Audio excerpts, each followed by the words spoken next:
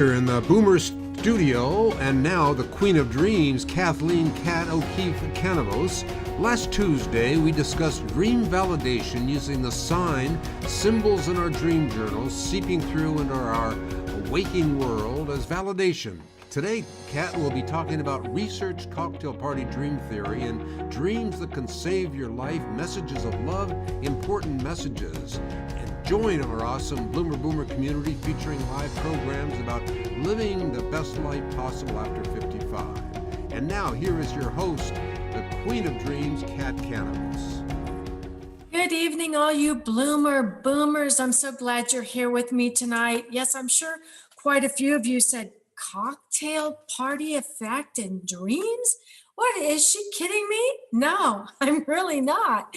In fact, I've actually got it published in my book, Dreams That Can Save Your Life. I know I always referred to this book, and unfortunately, because of COVID, it took me forever to get some new books sent to me, but I've got it tonight.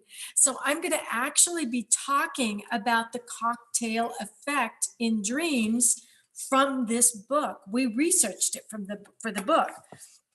So the question is, why do so many of the dreamers in this book, in this actual book, hear their name called during the day or at the end of a dream? And maybe you've actually had a dream where all of a sudden, just before you were going to wake up early in the morning, you'll hear your name called. Or let's say you're daydreaming, you're sitting at your desk, you're just kind of, nodding off, thinking about dinner, or maybe going to happy hour somewhere, meeting up with your friends, or something that you were talking about on the phone with your friend the other day. And all of a sudden, you hear your name called. And you look around the room and you go, there's nobody else in here but me. And somebody just called my name. What is that? Well, it's called the cocktail party effect. And let me explain to you how this works. The experts in the field state that people are primed, and this is right out of my book, so I'm not making this up. People are primed to detect personally significant words. Now, what does that mean? Personally significant words. Well, it means names that have a particular meaning to you, or they could be taboo words. What are taboo words?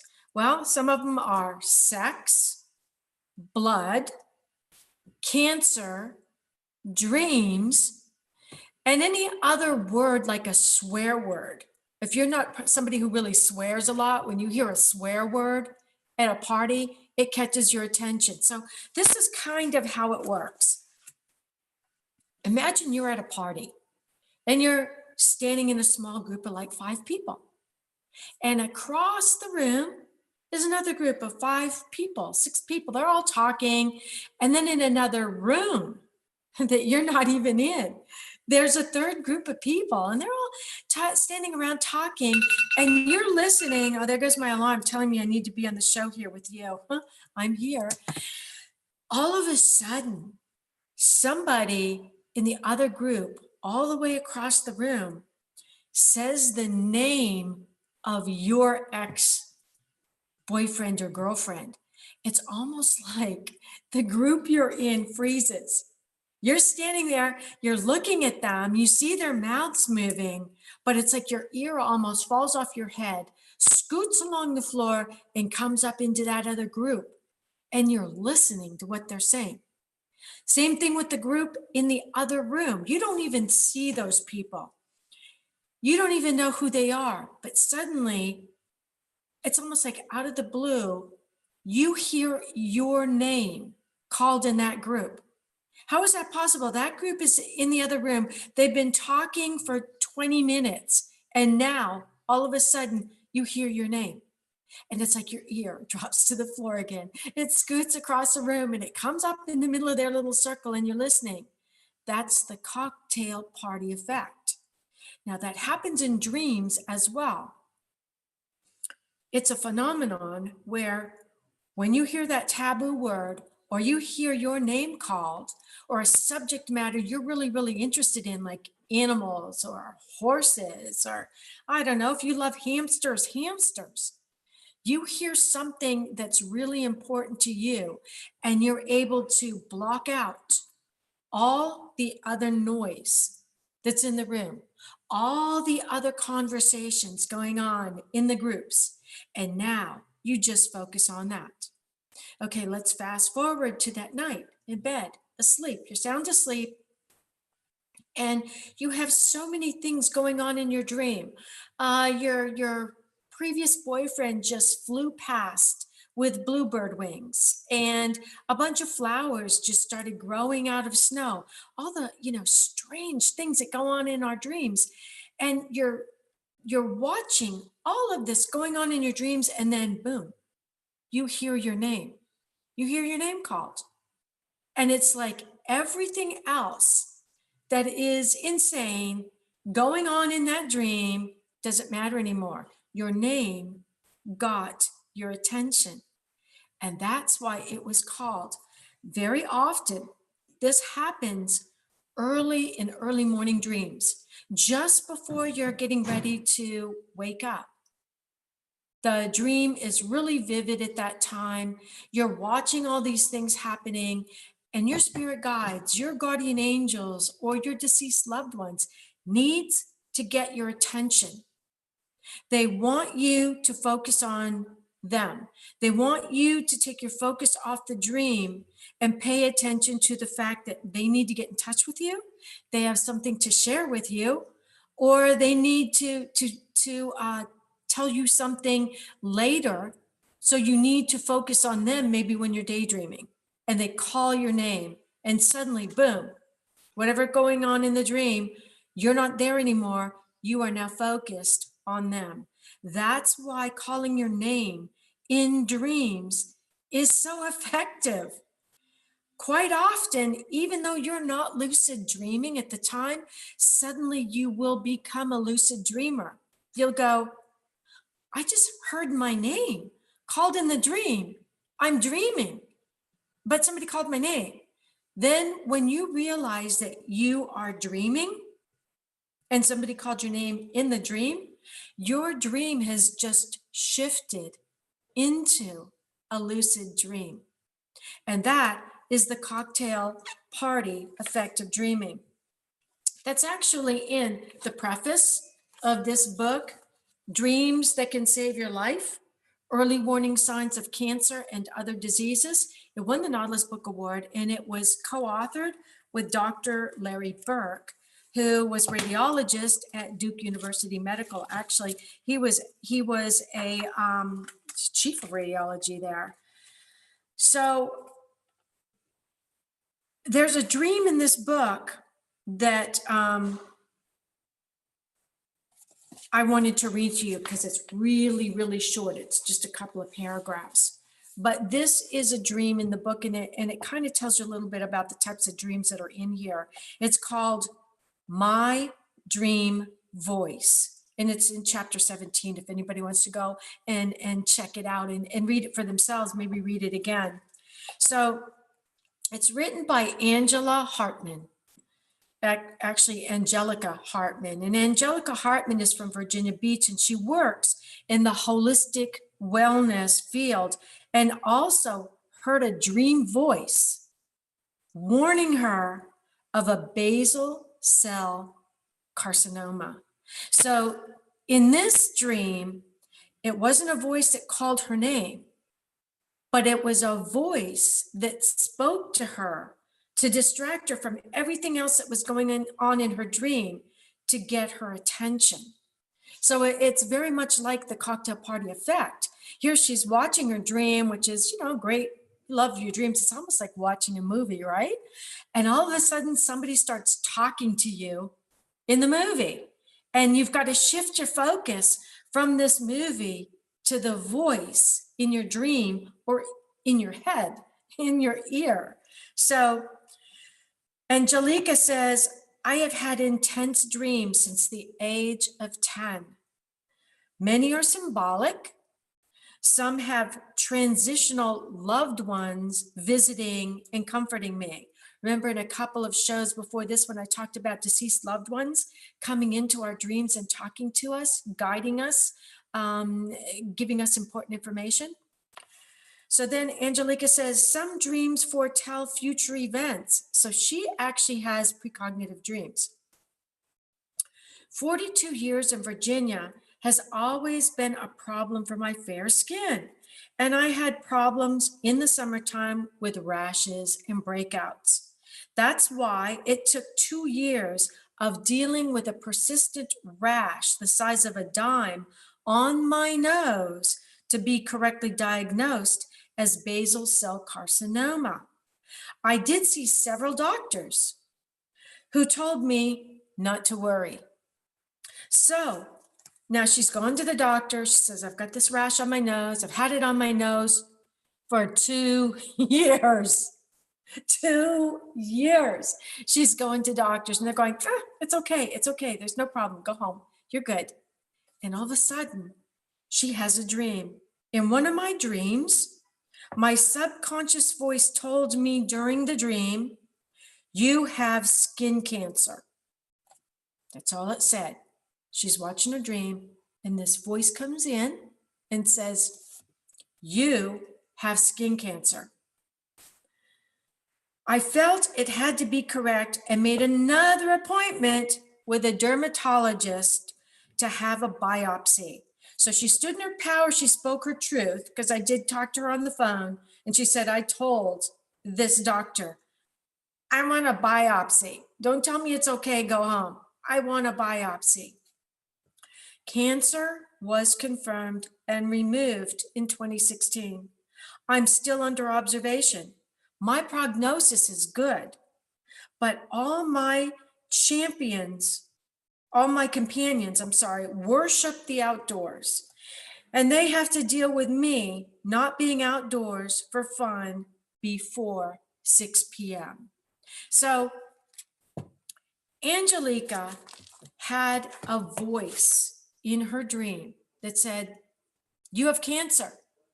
And there are 30 stories in this book from people, they're not all cancer, but they all had dreams. They all had voices. They all saw loved ones, or in some cases, the doctors that would perform surgery on them before they went into surgery. Yeah, that one stumped me too. I actually saw the doctor, spoke with the doctor in that dream.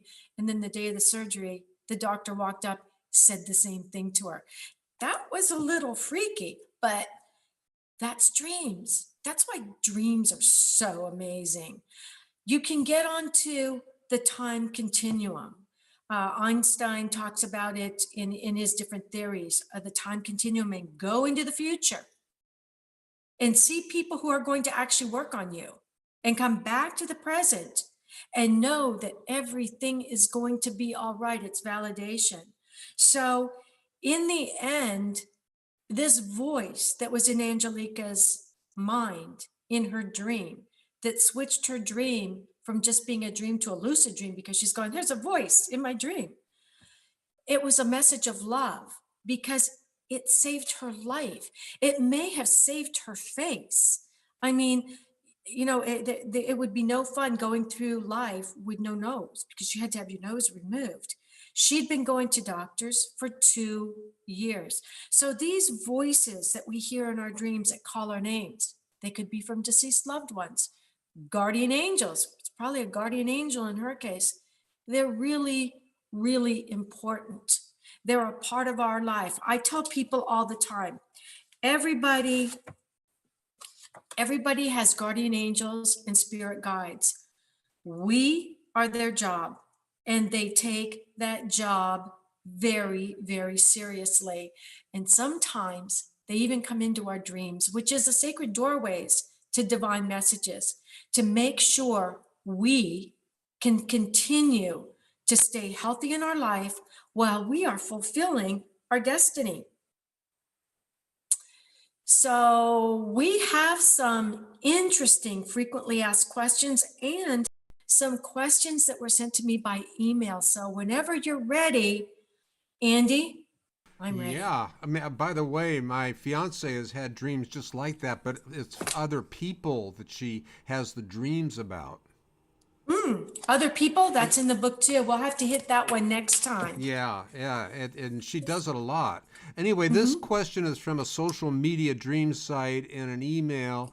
As someone who answered questions about dreams come true before, can you help Nick Golan? Nick Golan wants an answer to: has anyone had a nightmare that came true, and what was it? Me, me. Yeah.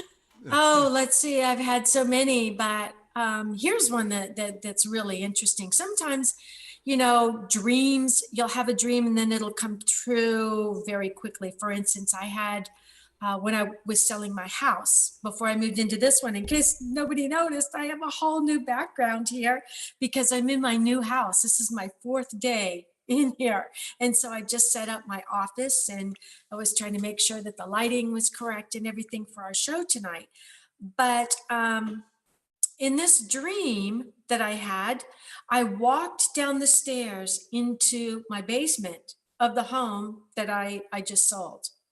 And and in the basement, my father was going through stuff in the basement. He was standing over a whole big pile of what my husband called junk. I call precious possessions. He calls it junk. And my dad was sorting through all this stuff and he looked up at me, kind of like this, and he smiled. And I thought, oh my gosh, now my dad's deceased. He's been dead almost 10 years. Christmas Eve. I know. Yeah, I could just hear my mother on the other side because she died before him going, John, you had to pick Christmas. You had to ruin Christmas. Come on. But you know what? I'll never forget the anniversary of his passing.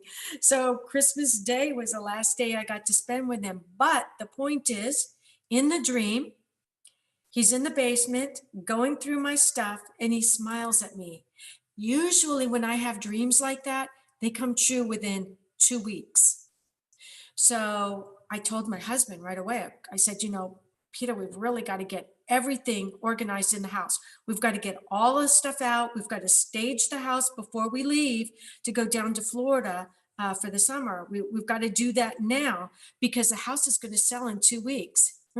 He goes, there is no way. There's no way this house is going to sell in 2 weeks. Maybe 2 months, maybe another year. It's not going to sell in 2 weeks. We don't even have it on the market yet. They're having the first open house the Saturday after we leave, which was going to be like 6 or 7 days later. And I said, you watch. So they had the open house on a Friday. There was a couple that came in and gave the realtor a personal check and said, can you hold the house for us with the personal check until Monday when we can get to the bank and get a cashier's check for the full amount? And we would like to buy the house on the stipulation that the owners are out in 2 weeks. So yes, dreams can come true. And for somebody else, that might actually be a nightmare. In another case, this was a nightmare.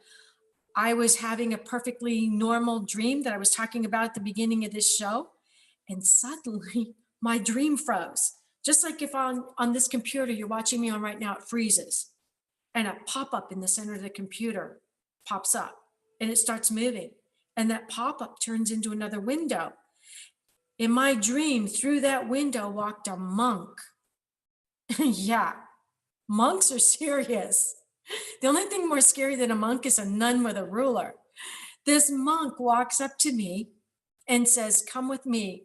We have something to tell you. And I'm thinking, come with you through that pop-up?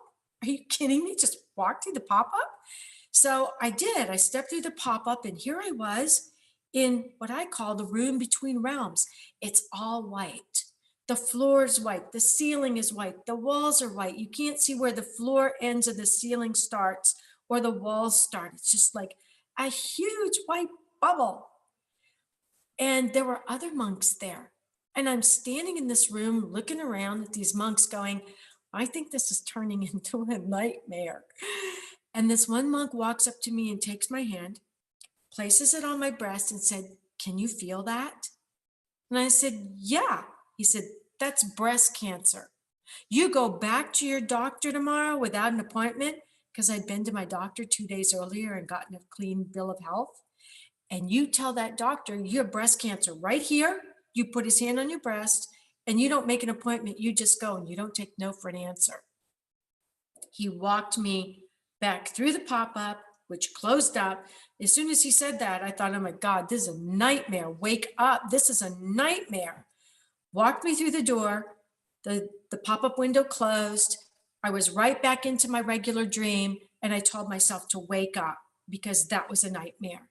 And I wrote all the information down. I went to my doctor the next day.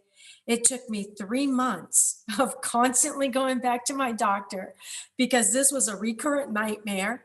The monks would not leave me alone until I finally got my doctor to perform exploratory surgery on my breast. And they found I was in stage 2 breast cancer with it in a lymph node. So my nightmare saved my life. So yes, Great. you can't have nightmares that come true, Yeah. and they can't save your life. Well, this is a question from Joe, and I think Joe's a woman. Do you think precognitive dreams about health are just our mind telling us that we are sick in a dream? You know, that's a great question, Joe. I've actually had some doctors on radio shows ask me that same question. You know, our mind is an amazing computer, and it knows everything that's going on in our body. It knows if we're running a fever, if we've got a virus in our body and it starts fighting it, like for instance, COVID right now, we pop a fever.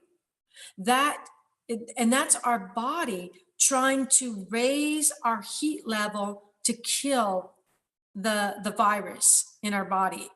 So our mind is that computer that tells our body temperature to raise up.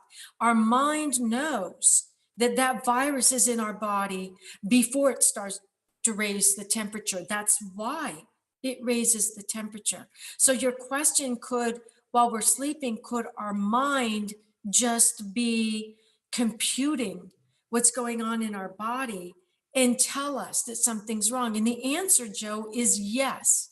Yes, it can. But that kind of brings us back, Andy, to something that you mentioned at the very beginning of the show, where your girlfriend has dreams for other people, your significant other has dreams for other people. Yeah. Mm-hmm. In this book, Dreams That Can Save Your Life, we have stories in here, Joe, where people dreamed illnesses for other people, which if we come back to your question, is our mind just telling us about our body? Yes, it probably is. But how can our mind tell us about somebody else's body? How can it do that? And the only answer I have for that is our connection through universal oneness. As I was talking about the previous dream where I walked through the pop-up window into the room between realms, that's universal oneness. That's where we're all connected to that realm with monks, with angels, with deceased loved ones through those sacred dream doors into the divine message rooms. So when somebody else dreams for the health of someone else, obviously it's not their mind telling them about themselves. But yes, our mind can go in and tell us in a dream, hey, you're catching a really bad cold. It's starting. You're catching a really bad cold. And sometimes it'll talk to us like that by showing us walking through our dream, blowing our nose because our nose is just running and running. And we'll wake up the next morning going, what was that dream all about? I mean, in my dream, I used up a whole box of tissues, blowing my nose and blowing my nose. Does it mean I need to blow all this stuff out of my body? Maybe it does. Does it mean I need to clear my mind through my nose? Maybe it does. It could be a duality. It could be telling you all that and that you're catching a cold. And you know that when 3 days later, you find that you've got a raging cold. I wanted, you were talking about nuns with a ruler in their hand. I wanted to ask you, did you go to a Catholic girls' school? I didn't. I'm not Catholic. I Oh, it's didn't just, spend time with nuns or monks. I have no idea, Andy, why my spirit guides are monks. I mean, I've spoken to other people who have angels as spirit guides, beautiful flowing angels, or they have animal totem uh, guides. I've got monks. I love my monks. I love my monks. They are so right on. And I have to tell you, just like we were talking about at the beginning of this show, Andy, that voice that calls your name and it just blocks out everything else in the room. When you get a monk, a Franciscan monk walking up to you, you don't notice anything else. You just notice that monk because they have this energy about them. And when their hood is up like that and you can't even see their face, they look a little bit like the Grim Reaper. I gotta tell you, they really get your attention. You're like, yeah. they're very impressive. Well, here's one from Cynthia. I have a recurrent dream that starts during the holidays. I hear my name called in my dream and it wakes me up. It is only during the holidays. What does this mean? Oh, that is such a beautiful dream. And it's something that we're going to be talking about next week. So it's actually a good lead into next week's show. During the holidays, the veil between the living and the dead becomes very thin because of the power of love. I would imagine that during this holiday season with COVID and the lack of parties, a lot of people are very sad. And, they don't have the money, they don't have the job, they don't have the wherewithal to get the types of presents that they like to get for their children. And the positive aspect to that is we have to go back to really focusing on what Christmas really is. It's celebrating the birth of Christ. It's not necessarily gigantic parties and lots of presents that are expensive and the newest things. And another thing is a lot of people pass during the holidays, right after the holidays, the day after, not Christmas Eve, but Christmas Day, my dad passed. He hung together for Christmas Eve when his family came from all over everywhere for one last holiday with him, and then he left. That happens a lot, whether it's the Jewish holidays, any holidays, they hold it together, they stay in their body until then, and then they leave. And it's during that time, those holidays that we're coming up on, that they come back and they call our names. They want us to know they're not really gone. They're just in another realm that we can visit in our dreams. But sometimes they want us to know that they're really real, that they're here, that they haven't left, because remember, love never dies. And so they will call our name when we're daydreaming, and we'll hear them while we're awake. And we'll go, what? What was that? Or they'll call our name when we're dreaming to remind us they love us, they're with us, they know everything that we're going through, they're beside us every step of the way. And don't be sad, tomorrow's coming. There's always a morning, and the morning is coming. And when they call our name, that's what they're reminding us of. Keep a stiff, upper lip. It's going to be okay. Keep that smile on your face. Focus on what's important, like their love for us. Kat, what are we going to be looking forward to next week? Well, next week we're going to be talking about deceased loved ones during the holidays, how they contact us, some of the things that they do, some of the things to watch for in your home, especially now during COVID. They're going to be with us more than ever because they know how depressed some of us are. The holiday season is a season of joy and depression. And when we can't be with the people we love because they've been deceased, they're not, we think they're not with us anymore, we find out that the people that we love are with us. And that makes everything, so much better. Well, that's going to be a well-timed program right before the holidays, so looking forward to it. So thank you, everybody, for joining us on Bloomer Boomer. Remember, everybody dreams, but some dreams save lives. And if you want to read some really fantastic dream stories, dreams that can save your life, early warning signs of cancer and other diseases. Now that I finally got my book from Amazon, took me a month. I will be sharing some of these dreams with you in my next shows. And actually, I was going to before we left, I wanted to read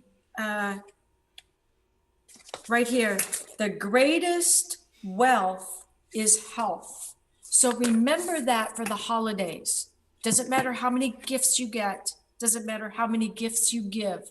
If you've got your health, you've got everything. You don't really need anything else except maybe a little love. Beautiful. Thanks so much. See you, Kat. Bye-bye. Till next time. Okay. I want to thank you for watching Kat Kanavos, Our Dreams with the Queen of Dreams. You can find out more on Facebook, YouTube, and at bloomerboomer.com. And if you like it, please like us on Facebook. Meantime, you're invited to join bloomerboomer.com and be receiving